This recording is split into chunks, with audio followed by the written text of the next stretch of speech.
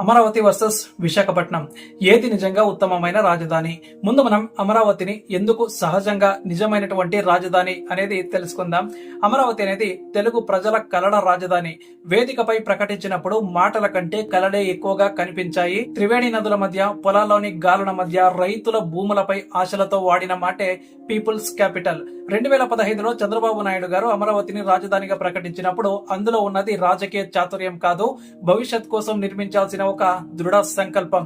Singapore ప్రభుత్వంతో కలిసి blue print plan, అలాగే world class city master plan, పలు మల్టీనేషనల్ కంపెనీల ఆసక్తి, ఐక్యరాజ్య సమితి అభినందన ఇవన్నీ కూడా అమరావతిని ఒక ఉన్నత స్థాయికి తీసుకెళ్లాయి. అందులో ముఖ్యంగా 33,000 ఎకరాల్లో గ్రీన్ ఫీల్డ్ క్యాపిటల్, 29 గ్రామాల్లో రైతుల స్వచ్ఛంద భూదానం, క్రీడా మైదానాలు, సెక్రటేరియట్, అలాగే హైకోర్టు భవనాలు ప్రారంభ దశలోనే నిర్మాణంలోకి వచ్చాయి. దశల వారీగా అభివృద్ధికి 1.09 లక్షల కోట్లు అవసరమని ఆర్థిక శాఖ అంచనా వేసింది. 17 దేశాల ప్రతినిధులు వచ్చి సందర్శించారు. అమరావతిని రాజధానిగా తీసుకుంటే దీన్ని ప్రపంచ స్థాయిలో మలిచే అవకాశం అయితే ఉంటుంది. ఇది కేవలం ఒక నగరం కాదు, రైతుల బలిదానానికి గుర్తుగా నిలిచే ఒక చారిత్రాత్మక దృక్కోణం. అయితే జగన్ ఎందుకు విశాఖపట్నాన్ని రాజధానిగా ప్రకటించాలనుకున్నాడు అంటే 2019లో జగన్ అధికారంలోకి వచ్చిన తర్వాత జగన్ ప్రభుత్వం అమరావతి వ్యవహారాన్ని పూర్తిగా తిరగరాయించింది. జగన్ మాటల్లో రాష్ట్రం మొత్తానికి అభివృద్ధి చెందాల్సిన అవసరం ఉంది. అంటే ఒకే చోటే కాకుండా అన్ని ప్రాంతాల్లో కూడా సమాన అభివృద్ధి ఉండాలి అనే ఉద్దేశంతో తాను 3 రాజధానుల భావననైతే తీసుకొచ్చారు.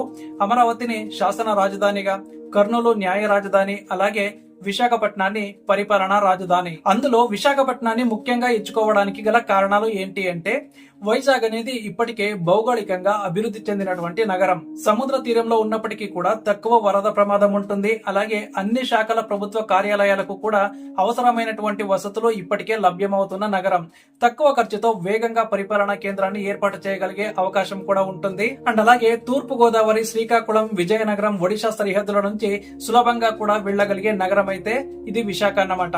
జగన్ అన్నట్టు విశాఖపట్నం నుంచి పరిపాలన సాగితే అన్ని ప్రాంతాల అభివృద్ధికి న్యాయం జరుగుతుంది. అలాగే విశాఖపట్నంలో ఇప్పటి వరకు ఉన్న మౌలిక వసతులు ఏమిటి అంటే, విశాఖపట్నం ఇప్పుడు 2 తెలుగు రాష్ట్రాల్లో ఇండస్ట్రియల్ క్యాపిటల్ గా పేరు తెచ్చుకుంది.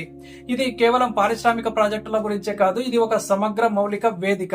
అలాగే ముఖ్యమైన వసతులు అంటే జాతీయ రహదారుల అంటే NH16 సెంట్రల్ లింక్ పాయింట్ ఉంటుంది.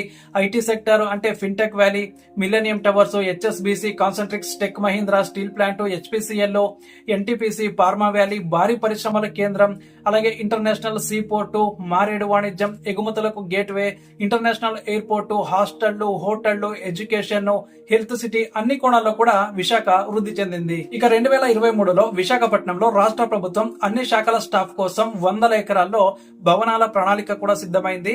ఆర్టీజీ సెంటర్, సచివాలయం, సీఎం క్యాంప్ ఆఫీసు మొదలవుతున్నాయి. ఇప్పుడు ఎందుకు ఇన్వెస్టర్లకు విశాఖ ఆకర్షణీయంగా మారుతోంది అనేది చూద్దాం. ప్రజెంట్ ఇన్వెస్టర్స్ గమనిస్తున్నవి ఏంటి అంటే, కమ్యూనికేషన్, కనెక్టివిటీ అండ్ వాతావరణం. అంటే పెరుగుతున్న రియల్ ఎస్టేట్ విలువ, లాజిస్టిక్స్, పోర్ట్ ఆధారిత తయారీ, పరిశ్రమలకు ఎంట్రీ పాయింట్ అన్నమాట. జగన్ ప్రభుత్వం పెట్టిన ప్రత్యేక పారిశ్రామిక జోన్లు 2023 G20 డెలిగేట్ సమావేశం కూడా విశాఖలో జరగడం, మల్టీనేషనల్ కంపెనీల మొదటి ఎంపికగా మారటం, ఇవన్నీ కూడా విశాఖపట్నాన్ని నూతన పారిశ్రామిక కేంద్రంగా నిలబెడుతూ ఉన్నాయి. భవిష్యత్తులో ఇది ఒక ముంబై తరహాలో మారే అవకాశాలే ఎక్కువగా ఉన్నాయి. అయితే చివరికి ఏది నిజంగా ఉత్తమ రాజధాని అంటే, ఈ ప్రశ్నకు సమాధానం సులభం కాదు. కానీ పరిగణలోకి తీసుకోవాల్సిన అంశాలు కొన్ని ఉన్నాయి. ఏంటి అంటే, అమరావతి ప్రతిష్ట ప్రణాళిక, రైతుల భూముల ఆధారంగా రూపొందిన శాశ్వత రాజధాని రూపం, అలాగే విశాఖ ఇప్పటికే ఉన్న మౌలిక వసతులతో తక్కువ ఖర్చుతో పరిపాలన జరపగల నగరం, ప్రజా అభిప్రాయం, కోర్టు నిర్ణయాలు, రాజధానిపై రాజకీయ వ్యూహాలు, వ్యయభారం, భవిష్యత్తు ప్రణాళిక ఇవన్నీ ఒకవైపు. కానీ చివరికి రాజధాని అంటే అది ప్రజల గౌరవానికి ప్రతీక కావాలి. అది రాజకీయ నిర్ణయం కాక ప్రజల మనసు గెలిచేలా ఉండాలి. సో అమరావతి, విశాఖపట్నం ఇవి 2 కూడా తెలుగువారి గర్వకారణాలు. కానీ ఒక నిబంధన అయితే మనం మర్చిపోవద్దు, రాజధాని ప్రజల కోసం, ప్రజల అభివృద్ధి కోసం ఉండాలి. ఒక ప్రాంతాన్ని వదిలేసి మరొక దానికి ప్రాధాన్యం ఇవ్వటం కాదు. 2 అభివృద్ధి చెందాలి. కానీ పరిపాలనకు ఒక స్పష్టమైన కేంద్రం అయితే ఉండాలి. అది శాశ్వతంగా ప్రజల విశ్వాసాన్ని కలిగించేదిగా ఉండాలి. మీకు రాజధానిగా ఏది బెటర్ అనిపిస్తుందో కామెంట్ చేయండి. అలాగే మన ఛానల్ ను సబ్స్క్రైబ్ చేసుకోండి.